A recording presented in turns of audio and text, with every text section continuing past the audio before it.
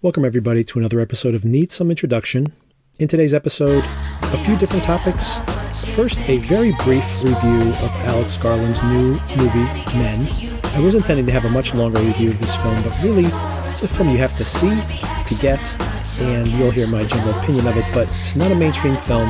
The few of you that may hear that and find the appeal of it, I would say if you're an Alex Garland fan in general, you know who he is, and you followed his career, there's a lot to like here. For general audiences, I would say not a recommendation, but there is still a brief review here. Then a full breakdown of the latest episode of Shining Girls called Bright. There's 2 more episodes of this show yet to come.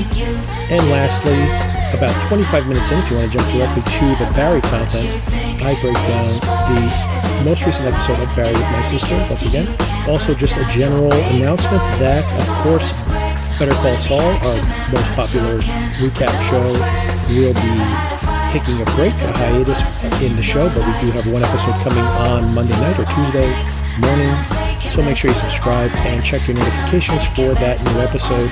I am very curious to see how things wrap up in this half season, and then the show does return in July, but of course many other things that will be covered here. The Obi-Wan Kenobi show is premiering later in the week as well, and we will be going week to week discussing Obi-Wan Kenobi. Also this week, the new Top Gun movie comes out, and there'll probably be a review of that coming later in the week. Plus Stranger Things. We have the first half season of Stranger Things, which is dropping over the weekend as well. And I'll probably be giving you my impressions of that show as well. I don't think I can break down episode by episode. There's just so much time. But I will give you my general review of that as I catch up with it. And the summer is full of other genre films that I will be reviewing here. And Sona will be back discussing Only Murders in the Building in June. And then, of course, with the return of Better Call Saul for the very last batch, the last 6 episodes forever of this really brilliant show. And that is coming in July. Make sure you stay tuned for all of that. If you'd like to support the show, recommend this to somebody who might appreciate the conversation. Make sure you subscribe so you know when these episodes become available. And one more reminder, if you want to jump directly to the Barry content, if you have not been watching Shining Girls, you probably want to jump right to the Barry recap, which is at about the 25-minute mark here in this episode. So I hope you find something in here that you enjoy, and I'll talk to you soon. All right, so the first thing I wanted to tell you was I went to see Men with Jesse Buckley and Rory Kinnear. This is from Alex Garland, the guy who did Annihilation, and he did Ex Machina, which I just rewatched this week, by the way. And I know you just rewatched Annihilation this week, right? Oh, yeah. And I love Ex Machina. That was fantastic. Yeah. So in my mini review for Men, I would say that I might have a whole review in this podcast I'll do on my own. But just as a kind of a basic point I'd make is that it's not, anybody out there who is a generic horror movie fan, I don't think they're going to be satisfied by this film. It's not a traditional horror fan, as you can imagine, if you do know Alex Garland's films and you've seen Annihilation more than Ex Machina. Rewatching Ex Machina this week, which is my favorite of his films that he's directed on his own.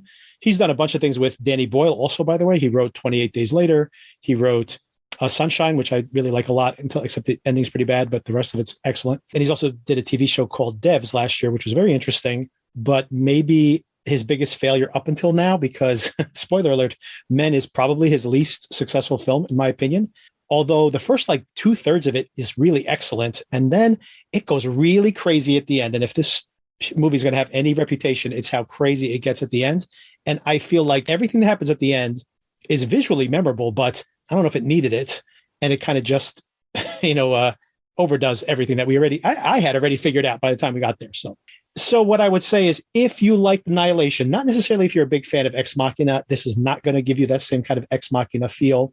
But if you like Annihilation and you enjoy that kind of ambiguities there, this is even more ambiguous in many ways, but not as satisfying, I have to say. But yeah, it's definitely something that if you see it, you'll have an opinion about it. And what happens at the end is completely open to interpretation. So I like when things are so annoying, actually. Mm-hmm. This sounds like you're saying it's annoying. It's not annoying. I mean, I appreciated it, which doesn't necessarily mean I was going to say I enjoyed it. I didn't really. I don't think it's the type of movie you're supposed to enjoy in the same way that I appreciate Annihilation. And I don't really think it's something you're supposed to enjoy. But like I said, as a fan of Annihilation, which I thought was very flawed, but overall I found satisfying, this is even weaker than that because I feel like it's trying even harder to be a little out there. And what it's saying, I think, in the end, is not that deep. And I think that's part of the problem, right? I honestly can't say much without spoiling things because it's a movie where nothing happens and then everything happens all at once. So it's really not that much to talk about. But it sounds awful. So my general, that's the thing is like, if you see the trailer for it, you'll see like, wow, this movie looks incredible. And I would say the acting is incredible and the visuals are incredible, like truly incredible. And the ending, when everything crazy happens, you're not going to forget those images either. But it's like the scary bear in in Annihilation for 25 minutes straight. But so it's you're going to have memorable imagery. I just don't know if it needed all that, is my opinion. If you did like Annihilation, if you're a big Alex Garland fan, I think you will appreciate this, even if you're not fully satisfied by it. If you are looking for a straight up horror film with lots of jump scares and like kind of a traditional horror movie, stay away from this because this is not going to be that kind of movie at all. He has become his own genre.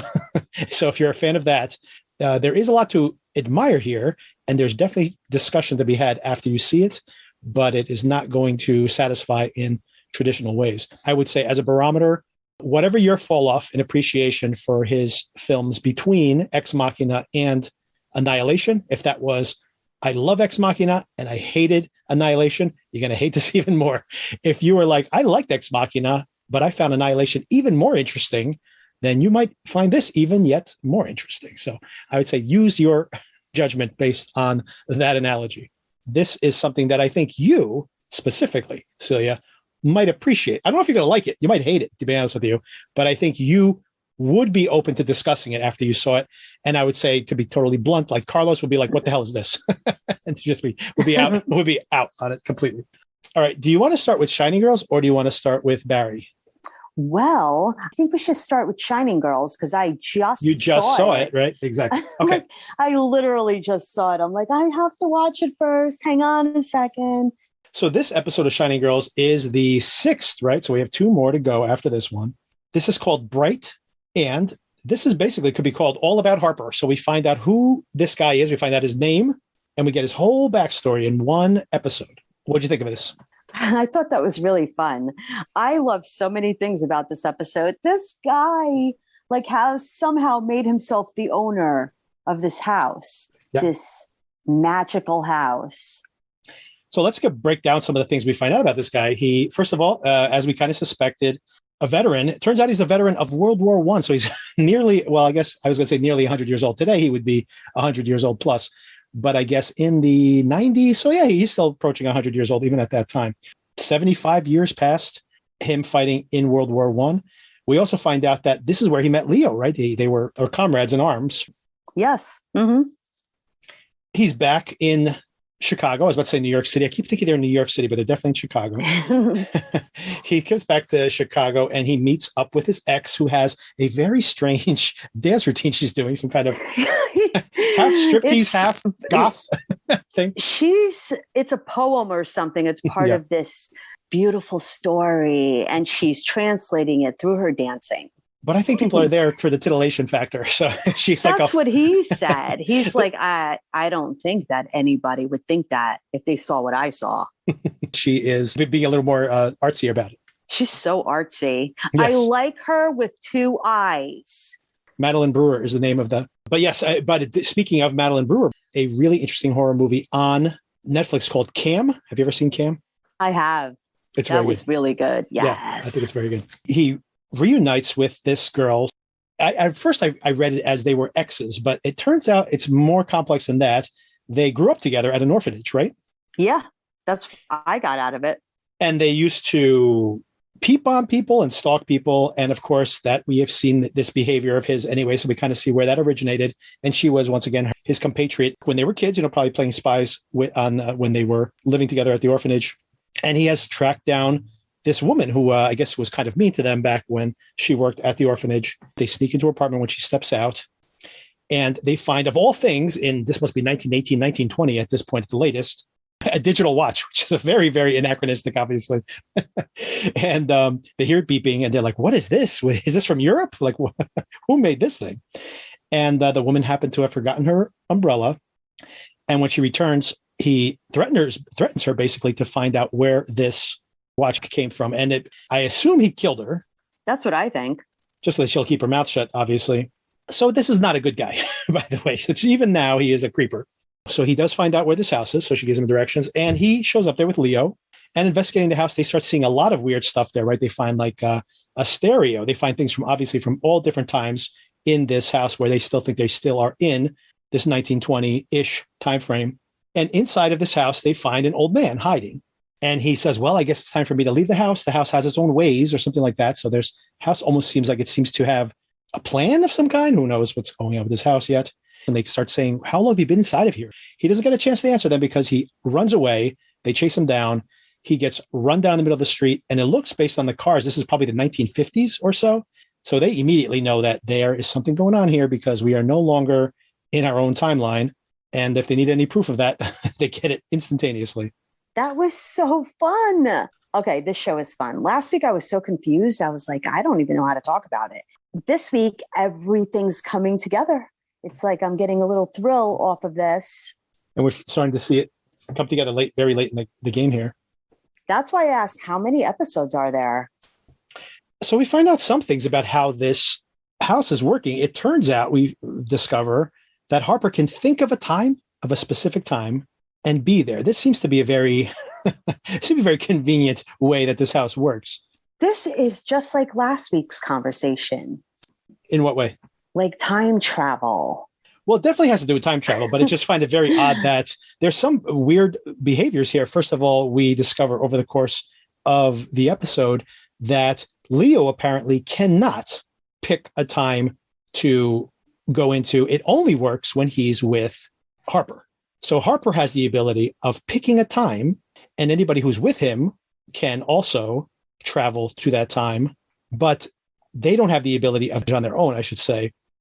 And now the reason I kind of paused there for a second is because I'm also thinking about the fact that Leo leaves the house and re-enters the house and has a memory of these exits and entries. However, very interestingly, we find out that when she apparently has been with him many times on this exact same night. So she is the original shining girl. And now I'm stopping again because I'm realizing that she's taking radium, which could make her shine. That's why she uses radium on her skin. Aha, there we go.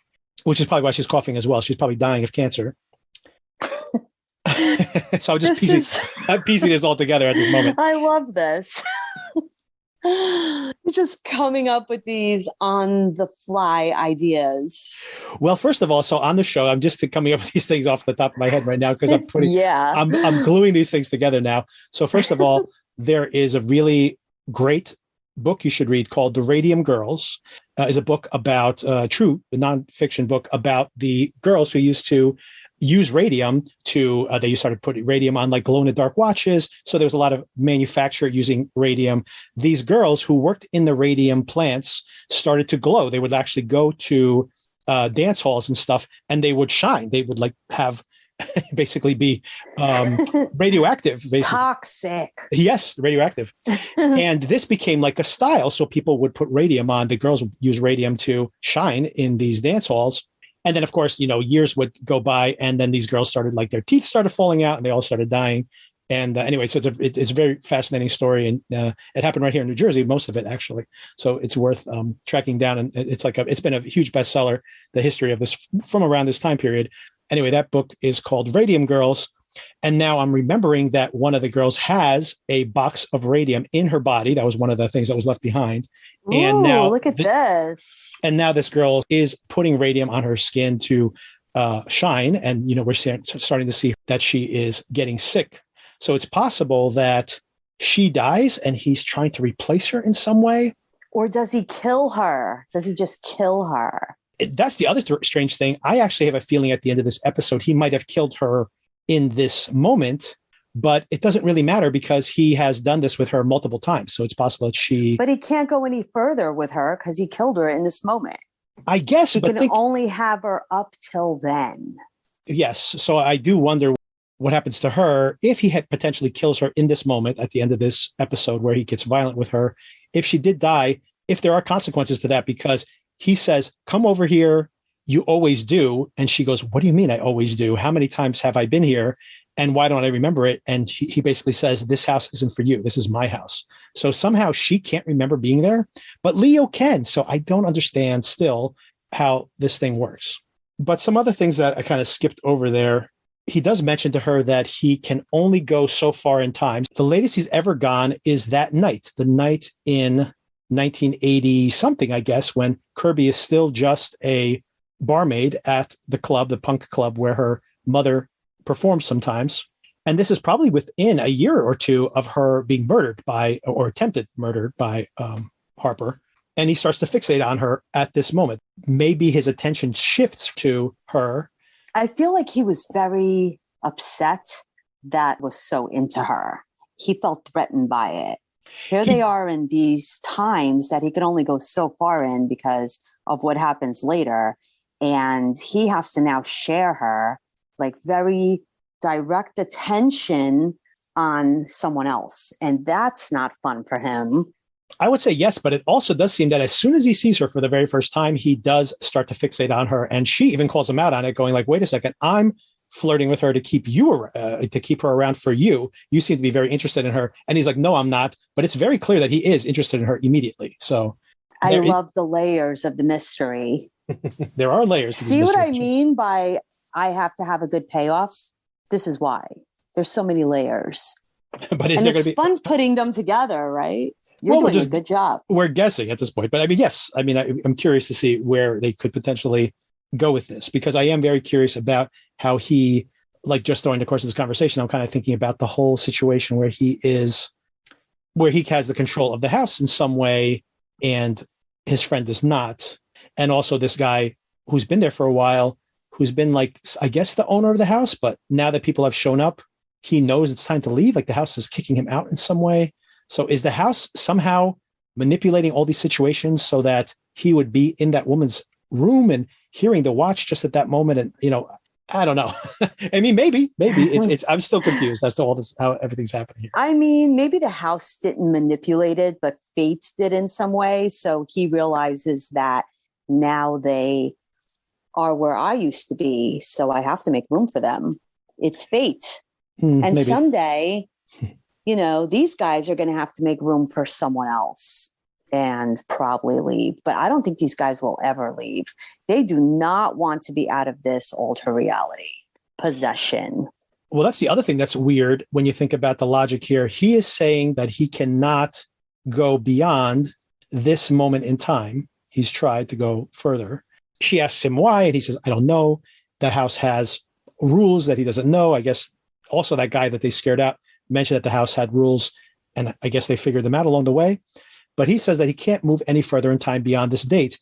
Although now we do know from the course of this show that he is traveling in time beyond that date in the 80s when he, I assume, tried to kill Kirby. So is killing these girls allowing him to move further in time? Maybe that's his. It's possible because he would have gone up to Elizabeth Moss's character, right, and then get someone else to go further ahead than that. Right. He must not like that Elizabeth Moss is not Elizabeth Moss. What is her name? Kirby. She has Kirby several names though. Kirby and Sharon are her two names. Yeah. So it's hard that's why I can't even pick a name. When Kirby or Sharon they can only go as far as that. And now he has, in the course of the show, he is now targeting this new girl who we see him kill in one of the earlier episodes. But of course, that is an alternate timeline because she's still alive in the timeline that's in the show proper itself, the one that we're watching. So this is his next target. And I assume if he does actually kill her, he then gets 10 more years because these girls have been killed every 10 years, something like that, right? I did the math when I first saw the dates of that montage of everybody, not everybody, but of the girls' locations when they were murdered. Yeah. And it was like 2, then there was 10. Then I think it went 10 again. There's no real code is what I'm saying. It's not every 10. Yeah, the reason I said the 10 is because they said something about we have murders and they specifically say 1974, 1984, and there was another iteration of 10. But I think you're right. It's more than those 3 deaths on every 10 years. There's these in between death murders as well, right? So yeah, I'm not sure what the math is on the whole thing. But I do think that killing has allowed him to move beyond this original time frame, because since he could just pick a date, literally pick one in his mind and then go to that date, and he hasn't been able to do that. It's as if he maybe killed or tried to kill Elizabeth Moss, and then he gets her remaining years or something. I don't know. I'm not sure. But maybe they'll explain. Are we making this enticing to people to watch Shining Girls? Do you think people are like, oh yeah, I want to watch that show. I want to see this. I think anybody who's listening to this has got to be watching the show, and we're just trying to give them, they're probably as confused as we are. I do not think anyone's going to be listening to this conversation who's not watched the show up to now and is now going to jump in. But if somebody was like, should I watch the show? And then they listen to this, would they want to? We sound so like bewildered at the whole thing, but I like it. What I would say is that I'm still not sure how this works. I'm still interested, though. So I'm not. I am too, especially because it comes on like weekly. Yeah. So and it's not a lot of time to invest. So I watch it and I'm like, oh, I think I'm getting it. And then I don't know if I'd want to binge watch this show. Yeah. Part of the appeal is that there are spaces of time in between. So when you come back to it, you're like, oh, but you don't think about it all the time. But there is something fun about having to wait now for the next episode. Some shows you have to binge watch. You're like, oh my gosh, I have to see it now. Can't shut it off. Like, I don't feel like you could binge watch this show. You might. It's like a crossword puzzle. Well, I mean, you might do it because you want to get to the end. That's what I would say. Is I'm not sure that if you binged it, you would be thrilled the whole way through. But I could picture people binging this if it has a good ending. And I think that's the real key here. If there's a really satisfying ending, I can imagine this is a show that then people start jumping into because of the finale, right? So I think that is a possibility. Like a very, very long movie. I do like those also. Yeah. Like if it rained all weekend and you just put this on throughout the whole thing, it would be cool. Like an event. I mean, right in this feed, we just covered Severance, and I was watching that week to week for the podcast, but that was a show that was relatively slow moving. But if I had been able to binge that show, I would have binged it all the way through. And I know a lot of people binged it because once the ending came around and everybody got on board, then all of a sudden people were binging it from the beginning, right? And I saw it. Yeah. That was really good. Yeah, what a great ending too. Yes, I agree. I can't wait. Are they having another season? Oh, absolutely. Yes. That's what I read. So very excited. It's going to take a while, though. Who knows? A year and a half? Who knows? So worth it. And there's so much to watch. There's so much to watch in between. Yeah, exactly.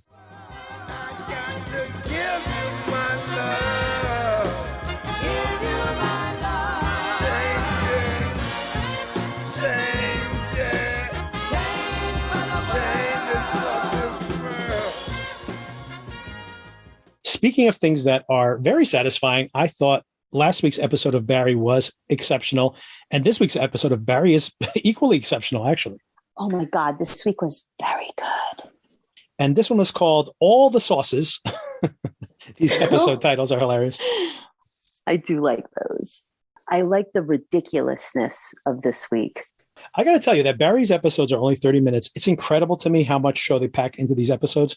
I have way more notes on Barry than I have on Shining Girls. So yeah, this episode is called All the Sauces, which apparently is what all the guys tried when they went to the restaurant. And it's fascinating. We touched on some of these things in last week's episode. They are picking up on all the seeds, all the groundwork they left last week, immediately jumping into everything paying off, not like 3 or 4 episodes later, paying off 1 episode later. It's pretty incredible, the breakneck pace that this show is going at.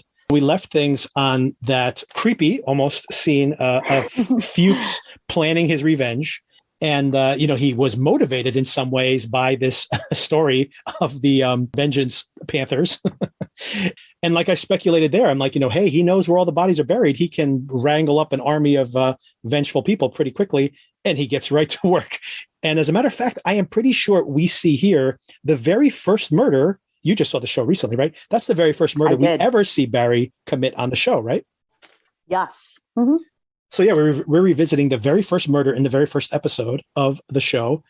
We see a little more to that scene, by the way. We see him actually speaking to his wife, played by Annabeth Gish, a pretty famous actress. So we know she'll be back for more episodes. A great scene there, not only to see, once again, to complicate our feelings for Barry, that he is, just a cold-blooded murderer, once again, reminding us of that fact. My favorite part of this whole sequence is that smash cut, basically, of her at the table years earlier, and now with the graying hair in the exact same place, right? Like, not over this at all. Fuchs shows up at her door and says, "I know who killed your husband." That was genius. It's heartbreaking, though. Yes. Yep. There were so many elements of film in this episode. Mm-hmm. They had the sad part. I mean, genuinely so sad. And it almost looks like something out of Mad Men. Right. The way they filmed her, in the later years. So I just see different styles going on. Yeah, it's actually incredible that way that they mix these different genres together, seamlessly in here. You have these characters that have all this serious pathos to them. You have the absolutely ridiculous character that is Fuchs, who's just a completely over the top comedic performance. And you have just a perfect example of that all in one person is Gene, who's been a total cartoon, even in dealing with his girlfriend's death and stuff up until this point, has been extremely cartoonish. And now in this season, he's just been like this completely broken person. And you're seeing a completely different side of, Henry Winkler's performance, but also just like you said, just the mixing of different styles effortlessly. It's pretty incredible. I do like that everyone keeps reminding him that he is not a good guy. Yes. Yeah, I mean, I'll just jump to that at the end. Left and right. Yes. Just everyone's reminding him. Remember when you did whatever? Yep, exactly. The show is agreeing with this perspective. This show is called Barry, and everybody on the show is better off without Barry.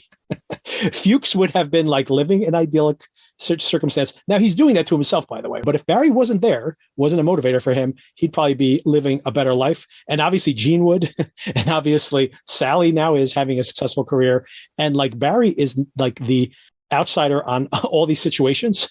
But would they would not be living a better life, because the reason his girlfriend has her own show is because he brought that out in her. Gene's about to have an amazing career because of him. I mean, at this moment, they're better off without him. I don't mean that. But you're right. It's that being through the ringer of these situations has gotten them to another level. But right now, they had to pay their dues. They had to suffer before they got what they wanted. Right. He's one of those fallen angels. Maybe make them suffer and then change their lives in ways they could not have dreamed of. So we have a very funny sequence here too, where Hank has called up Barry, of course, last week to put the bomb at Cristobal's house, but he has to do it at 5:00 while he's at Pilates. That's so great. That made me laugh. The whole thing is hilarious. I mean, the way that, he has to use his, you got to install the Detonate app on your phone.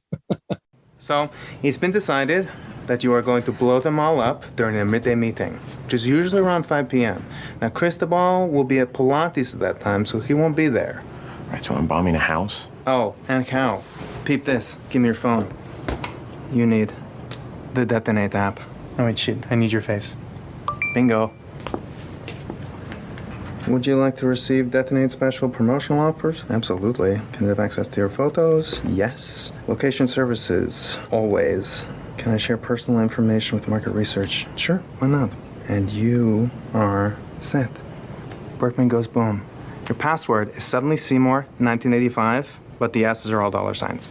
Thanks. By the way, everybody, when you install an app, just don't share any information. But how great is that? He did tell the little girls to go inside the house. True. He knew he was going to blow that up.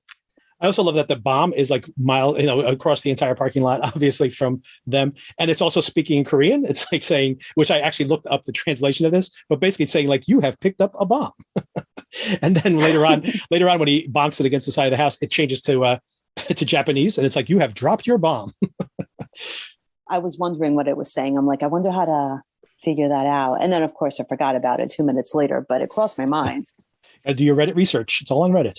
I like when he's like under the house. Yes. And it's funny because he's such a jerk, but you're like a little worried about him.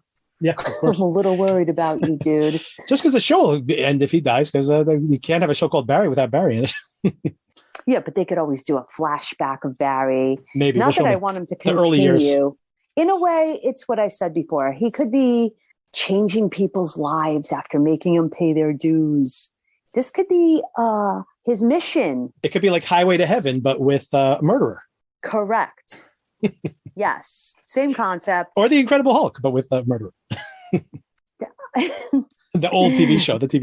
So Sally, this is another very funny scene for me. Sally's prepping her speech, and Natalie, her assistant, tries to help her with her speech. And she goes on this whole tirade about, she goes, I wrote I didn't just, by the way, I love how Sally's like, I didn't write, direct, star in, produce this show. Yes. It's not all about me. It's like, well, yeah, it does sound like it's all about you. She goes, but I did this for this lonely girl from Missouri. And then her friend Natalie starts typing out this whole digression. I want my speech tonight not to be corny, you know? I want it to be honest and real, like the show. And not some superficial bullshit about how it might be perceived. Right. Take this down. Yeah. I didn't write, direct, produce, and star in Joplin for the glory. I do this show for a little girl who came from Joplin, Missouri. Yeah, and maybe that little girl's name is Abigail, but everybody calls her Thweetie because her grandma had a lisp and she'd say like, Thweetie, time to milk the cows. Yeah, and maybe Abigail lived on a farm, so she was really sheltered and she didn't see a television set until she was like 14 years old, and every night she would be like, Mama, promise me those little people aren't gonna come out of the television. Natalie, yeah. The little girl is me. You're Thweetie? Like, what are you talking about? Where are you going with this? I feel like she wants to write her own screenplay, and she's like writing it in the moment. Like, yeah, she might have the skill for it, actually. She got inspired. I wouldn't be surprised if that whole thing turns into a pitch by the end of the show, by the way. That would be fun. I liked her screenplay. I did too. I thought it was good. I was like, that's not bad. So Gene, meanwhile, is panicking. He is not, even when Joe Mantegna makes peace with him and invites him to dinner, he's still not lured yet into, not trying to get out of town, because he smartly is terrified that Barry is coming for him. Although Barry's not actually coming for him, but he doesn't know that yet. Where did they meet him? Is this what, Marshall's? I have no idea where this place is. It's very funny that Joe Mantegna, if it is funny, yeah. Kmart, Target. And apparently Joe Mantegna shops there also. Yep. Fuchs has left Barry's address with this family, and they now know where he lives. So that's problematic, obviously, for maybe the next episode, maybe the finale of the season. We'll have to see how quickly this pays off. Meanwhile, we have that whole sequence you already alluded to where, he's placing the bomb at Cristobal's house. This, the lemonade girls are outside, like you mentioned. He does tell them to go inside, which is good. Although he's out there for hours, so I'm not. This is very suspicious. Anybody with like a ring cam or something is going to see this car parked out there for hours and then leaving as soon as this bomb detonates. Nobody comes out of their house ever. Well, in this neighborhood, that's how the suburbs are anyway. Exactly. I also love the whole troubleshooting, the app. It doesn't detonate. And that was believable, by the way. Yes. I'm like, I believe that this exists. I think that there's actually an app with IT support for this. You hear these stories of people who get hacked, their computers get locked down. And there is, when you have to pay the ransom to unlock your computer, if you have any problems with it, they do have a technical support hotline that you call. And apparently, I've heard recordings of these people. They're like very polite. They're like, oh, I'm so sorry about this transaction. Let me just make sure that your account has cleared, the cryptocurrency is cleared. It's like, okay, your computer should be unlocked now. I hope you had a good experience. They literally ask you for like a 5-star rating or something. And it's like, well, thank you, hacker, for your polite response to your criminal action. But so they probably would have a helpline for your bomb detonator. See, another thing that happens all the time, by the way, which I find very funny, is the whole Wi-Fi situation, because Kim sometimes will be like, I can't send any text messages, driving somewhere. And she's like on the public Wi-Fi, but she hasn't logged in. So, but the phone's connected to it. So she can't send any text messages. I'm like, turn off your Wi-Fi, turn off the Wi-Fi. And that's exactly what he needed to do. And of course, the bomb detonates immediately. Meanwhile, Cristobal was inside the house. And also, we discussed this last week, was Fernando did know what was going on with Cristobal. And he is a stand-up guy. He says, I'm not going to kill Hank. You're going to have to kill me. And of course, he says, okay, fine. We'll kill you. And he escapes just in the nick of time. And that bomb was a huge bomb, by the way. It blew up Barry's car practically as well. He's driving around with it. Yes. Walking across parking lots with it, hitting potholes with it. Can't wait to see like the police investigation of this in the upcoming episodes where they're like, how about this car right here that was parked there for 2 hours? And then as soon as the bomb went off, they drove away. Very suspicious that after your car got damaged, you wouldn't be like, holy cow, what's happening? You just roll away. I can't wait to talk about Sally's breakdown on stage. Oh my God, that happens next. Yeah. That was like a breakdown. Before we move to Sally's, which is the incredible scene, by the way. But before we move to that whole thing, I also love the fact that while Fernando is confronting Cristobal, did you notice that in the background, you hear the bomb talking in Japanese? Yes, I did notice that. And nobody's reacting to it at all. Like everyone's just so casual about like this. Like, wouldn't anyone be curious about like, what is that?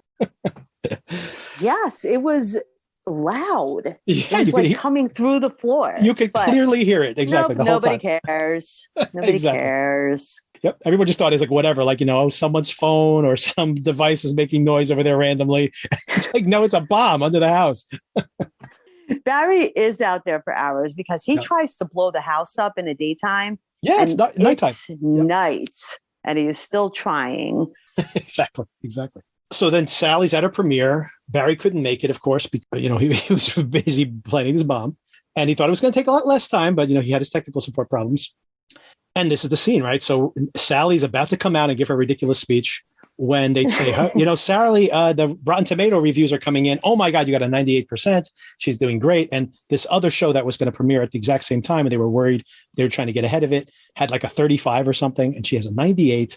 And she's like, I don't want to hear it. And then, of course, as she gets on stage, she starts to process this. And not only does she then start having like a victory lap on stage during her premiere, which is a little, much. Then she has this complete breakdown, which is terrifying. It's like the most uncomfortable thing that happens in the entire episode. It is so uncomfortable. She's having this creepy breakdown, like her face is melting. She's all cackling and giggling. She's breathing hard. At one point, she looks like she's going to pass out. This is, if you've ever spoken in public, like I have occasionally, this is an incredible scene because I sometimes would need to take a pause in what I was saying, or I would start to be nervous. And then when I see the playback, I don't see anything. In my mind, there wasn't like 3 seconds of dead silence. There was 5 minutes of dead silence, right? She is like the nightmare scenario of this whole thing happening. She's hyperventilating. She is just randomly saying things. She starts to sob on stage. If you believe your best review, you got to believe your worst. So after I got called unforgivable in the Pasadena Star, I vowed never to read another review, but 98.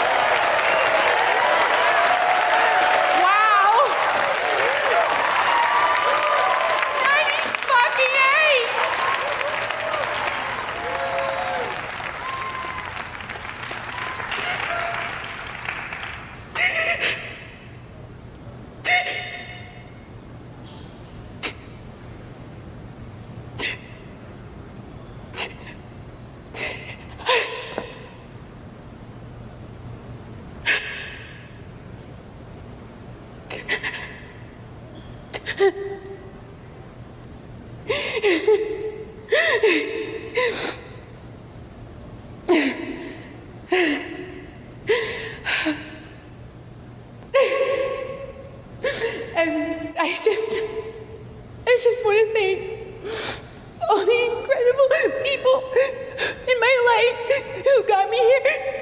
It is awful. Awful. It's like everyone's worst nightmare. She's looking around all skittish. Oh my gosh, she knows. knows. Nervous face.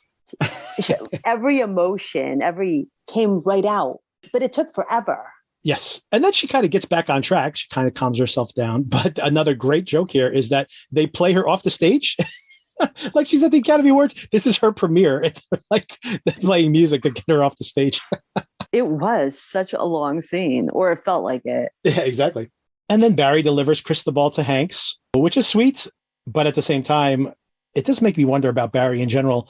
This is actually like a nice thing he's doing here. But, you also kind of juxtapose that to him callously murdering people at the beginning of the episode in that flashback as well. I guess it all depends on the circumstances, whether he's a nice guy or not. Well, he rationalizes everything. So whatever in the moment he's thinking or he wants to feel, then he just does that. But if he's getting paid, it's okay to murder people heartlessly. But because he's not getting paid, it's I guess he shows a moral compass. I don't know. It's weird. Somehow. Then we see Elsie Fisher playing Katie. By the way, have you ever seen 8th Grade? She's great in that movie, by the way. No. Oh my God, Is that it movie. good? Yes, it's incredible. Everybody should watch 8th Grade with this young actress, Elsie Fisher. She was basically 13 years old or something in that movie. She's, now maybe 18 or so, but she is great in that movie. And that's an incredible movie. She basically tells Sally, I listened to your speech. And by the way, you thanked Barry there at the end. He's an abusive person, basically. And it kind of is a real revelation for Sally there. And they eventually confront each other. But before then, we see that Barry has shown up at Jean's son's house. We got to get Gordon's shoes on. Please. Don't hurt them. I'm sorry I took you hostage. And to make up for it,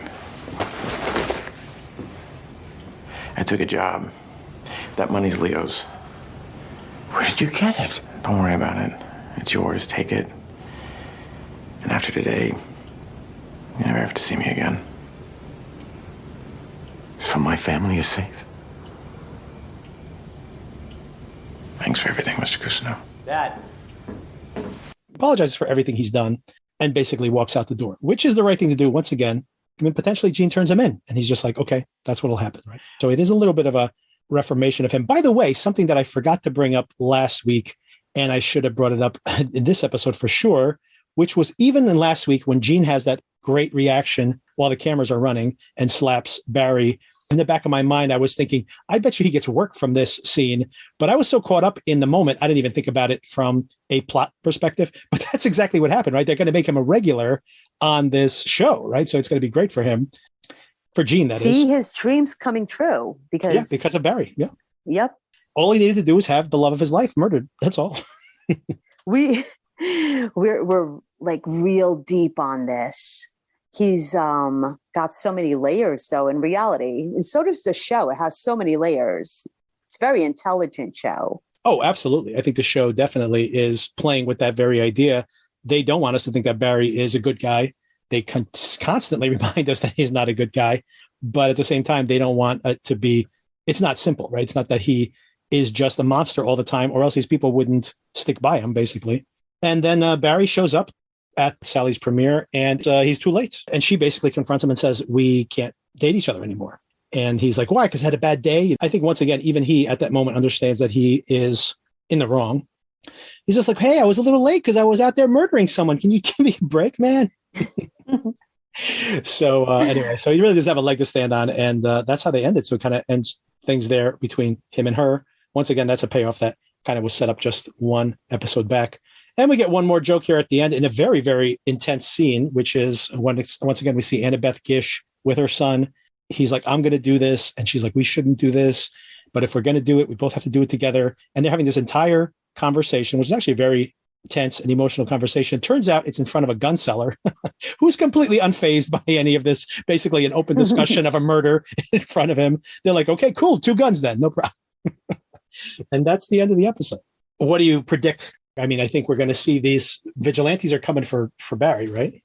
Well, that's what I'm assuming. With Barry, it looks like he wants to be a better person. I'm wondering what his reaction is going to be to that. It's got to implode, the entire thing. He's heartbroken now. She ruined him. She broke up with him. So that's not good. Bad.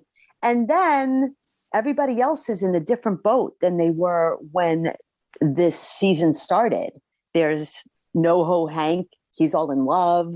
And then his lover isn't going to be in that situation anymore. So they just want to be together. And then this woman broke up with him. And Gene, I feel like his career is going to blow up. Everything's just so different. It's just all going to implode. Yeah, these gangsters have to go after him. in this case, it's not even gangsters, right? It's the families of these murdered victims, right? Wouldn't they get satisfaction from this, though? That might be a good ending. I don't know if Barry has another season, but imagine Barry's end all are all these people coming for revenge, leaving everyone else he made suffer in a better boat eventually. They just renewed this for another season, but I would not be surprised at all if that's a fake out, right? Because it's hard to imagine this show going beyond the season for all the reasons you said. Everything they set up last week, I actually thought were going to pay off over the course of the season. The fact that it all paid off this week, you just said it yourself. It's like, where is for this show to go? Cristobal, as far as anyone's concerned, they probably think he's dead. So now he can just basically go with NoHo Hank, and they can be together, and the Bolivians are out of the way. But then that could escalate instead, right? Because they could be like, oh, it was definitely the Chechens who killed the Bolivians. That could be, and then you can have another contingency of Bolivians coming, and then Cristobal can't hide from them because inevitably they're going to find out that he's with Hank. That could turn bad. Gene right now looks like he has everything he wants, but that could implode because Gene has done nothing but self-destruct his career throughout his career. So maybe things go bad, really bad quickly there. And same thing with Sally, right? Like Sally might just have another nervous breakdown when the success itself can be, and it can undo her, right? And the fact that maybe people start saying, look, the show's going badly right now. And she buys her own hype and starts saying, well, I know better than you, who has a 98% around tomatoes. And she ends up destroying her own career. And then maybe they do need to turn back to Barry. But at this moment, like you said, it looks like everybody's got everything they want and Barry's alone. And potentially, every one of these people, we have 2 people so far, but it could be multiple families, all have his address in their pockets and they're all gunning for him. And like you said, there's no reason that, if he's really truly turned over a new leaf, why does he need to, he could just decide to be like, you know what, everyone's better off without me. These people deserve to get their vengeance and I'll just lay down my gun and let myself get killed. So that is definitely a possible situation, but I don't think that's the way it's going to be. We're only halfway through the season. So I think there's more to come. So predictions. I love that, by the way. I love when I watch a show like Ozark or whatever, just to, talk about a show I really don't like that much. It's pretty easy to predict what's going to happen next. And on this show, I'm always like, I don't know what's going to happen, which is a good thing. I don't want to have it all figured out. Right. So as far as our podcast goes, we will be continuing to cover Better Call Saul next week. We have the mid-season break on Monday after this Monday episode, and very curious to see how things pan out for this first half of the season. Then it'll be on break until the middle of July, and we will probably be moving this conversation with Celia over to Tuesday, probably Monday or Tuesday. We'll continue to recap Barry. The Shining Girls is wrapping up also. We'll continue to cover that until the end, and as well as Barry. And maybe throw some other movie reviews in there. Very different than the movie Men is the Top Gun movie, which we'll probably be reviewing next week, and which everybody loves right now. The reviews have already come in, and people are ecstatic for it. That is definitely going to be a popcorn movie for sure. I can't wait. Yeah. I just saw the original really quick just to get a brush up because that's my thing. And I'm taking the kids, their girlfriends, like Carlos is coming. It's like we already booked our rows. Get your tickets booked. Yes. I got to tell you, I have seen the first Top Gun movie one time. I have probably seen parts of it hundreds of times because it's on cable, or used to. I mean, when we were younger, it was on cable all the time, constantly. Not so much anymore, but maybe recently it has been because of this. I am not a massive fan of the original Top Gun, and that's kind of sacrilegious to say, but I just, it's okay. But I've heard a lot of people who have the same opinion. Good. It's like, it's family friendly though. It's good in a family friendly way. It's very wholesome in a way. So it's that kind of movie. But I hear that the new Top Gun is way more exciting. I am excited for the sequel. I'm going on Saturday. Yeah. With everyone. I can get in a row. Everyone's coming. All right. I'm going to be watching it myself, so I will have my review. I have a feeling I'm going to like it. I have, not always been a huge Tom Cruise fan. I like his movies where he tries to do his non-Tom Cruise thing more than I like his traditional Tom Cruise type, roles. But I got to tell you, his last few years, he's been making those Mission Impossible movies, and I love those Mission Impossible movies. They're incredible. So I am hoping that this is going to be as good as that, or maybe better. We'll see. All right. Thank you for the conversation, and I enjoy your weekend. Thanks. All right. I'll talk to you soon. Bye. Bye.